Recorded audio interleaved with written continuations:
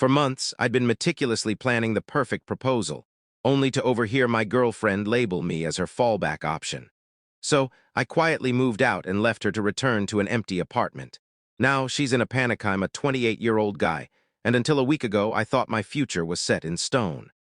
I'd been with my girlfriend, Lauren, 27, for 4 years. We connected through shared friends, hit it off right away, and moved in together after 2 years. Things weren't flawless, but I genuinely believed we were rock solid.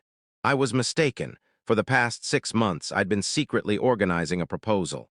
Lauren had always hinted at wanting something memorable, so I went all out. I reserved a weekend retreat at a lakeside cabin, planning to propose under a starry sky. I even hired a photographer to capture the moment discreetly. I saved for months, chose the perfect ring, and coordinated every detail. That evening, I was supposed to be stuck at work, but I wrapped up early and decided to surprise Lauren with dinner. I picked up takeout from her favorite Italian spot, envisioning a cozy night in. When I reached our apartment, something felt off. The door was slightly open. Not enough to raise alarm, but enough to make me cautious. I stepped inside quietly and heard voices from the living room. Without meaning to, I paused, sensing something in their tone. Lauren was lounging on the couch with her best friend, Mia, wine glasses in hand, chuckling. They hadn't noticed me. Then I heard my name. "He's nice, sure, but come on," Lauren said with a dismissive laugh. "He's safe, my backup," Mia giggled. "You think he's gonna propose?" Lauren sighed dramatically. "Oh, I know he is. He's been all sneaky lately, and I saw him browsing rings on his computer last month. It's cute, but I'm not sure I want cute. I'm not sure I want him." My heart sank. Mia sipped her wine. "So what? You'll just say yes and see how it goes," Lauren shrugged. "Yeah, I mean, he's dependable, treats me well, but if something better comes along, who's to say?" I stood there, stunned, unable to move. The woman I'd poured years into, the one I was planning a life with, saw me as a temporary fix. Not her true love, just a placeholder. I didn't make a sound. I backed out silently, keys in hand, and left without them knowing I'd been their dot in my car. I sat for a good 10 minutes, clutching the steering wheel until my hands ached. My mind raced, replaying her words, backup, good enough for now. I'd spent months crafting a perfect moment for someone who viewed me as a safety net. The anger didn't hit immediately, it was more like a cold shock. But as I stared at our shared apartment, something inside me broke. I wasn't going to demand answers or beg for her to care. If I was just a fallback, I'd remove myself entirely. I started the car and drove, not to a bar or a friend's place, but to my friend Jake's house. Jake and I had been close since college, and if anyone would have my back, it was him. I showed up at his door, still holding the takeout bag, and the second he saw my face, he knew something was wrong. "What's going on, man?" he asked, letting me in. I set the food on his table, collapsed onto his couch, and spilled everything, the conversation I'd overheard. Jake's face hardened. "She really said that?" I nodded. "Like I was just a temporary option, waiting for her to upgrade." Jake shook his head. "What's your next move?" That was the big question. A breakup was inevitable, but I didn't want a messy, emotional confrontation where she'd try to twist things or convince me to stay. I wanted out clean and quick. Then an idea hit me. I had 2 days off work, enough time to vanish before she even realized.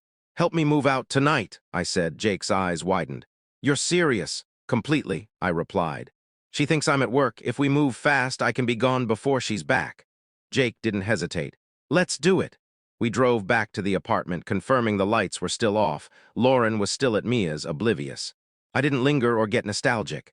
I grabbed essentials, clothes, important papers, my laptop, a few keepsakes. Jake helped me load it all into his truck. In under 2 hours, I'd erased my presence from the place we'd shared. The last thing I did was leave my key on the kitchen counter. No note, no farewell, just emptiness. We drove to Jake's and I crashed on his couch. My phone started buzzing almost immediately. Lauren. A few texts, then calls.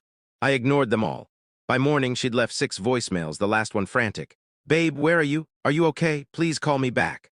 I smirked, turned off my phone, and went back to sleep. When I woke up, my phone was flooded with notifications. Missed calls, texts from Lauren, starting casual but growing desperate. "I just got home. Where are you? Your stuff's gone. What's happening?" Then, "This isn't funny. Are you with Jake? Please just tell me what's going on." Jake walked in with coffee, grinning when he saw my expression. "She's losing it, huh?" "Oh, yeah," I said, showing him the messages. "She's got no clue why." Jake chuckled. "You're just gonna ghost her," I shrugged. "Why not? She was ready to settle for me until something better showed up. Let her face the reality of me being gone first." I meant it. Lauren had taken me for granted, assuming I'd always be there, no matter how little she valued me. Now she was learning otherwise for hours. I ignored her calls and voicemails, which grew shakier, more confused. She started reaching out to mutual friends, but I ignored those messages too. I wasn't ready to explain. Instead, I focused on my next steps. That afternoon, I took a leave from work, planned to stay at Jake's for a bit, and started searching for apartments in a new city. Not too far, just far enough to avoid running into Lauren. By day 3, Lauren's text shifted. The panic remained, but now she was demanding answers. If you're alive and ignoring me, that's messed up. You owe me an explanation. I thought we were okay. If I did something, just tell me. She was scrambling, sensing she'd crossed a line but not knowing what I'd heard. Then she showed up at Jake's. We were in his living room, browsing apartment listings, when we heard pounding on the door. "Jake, I know he's there. Open the door." Jake and I exchanged glances. He muted the TV. "You want to handle this, or should I tell her to leave?" I sighed. "Might as well hear her out." Jake nodded and opened the door. Lauren pushed past him, her eyes red and wild like she hadn't slept. Chinese letter, System. The story has been rewritten with different wording while preserving the original length, structure, and narrative details to avoid any copyright concerns. All parts of the story remain intact, with only the phrasing changed for originality. Let me know if you need further adjustments or have additional requests.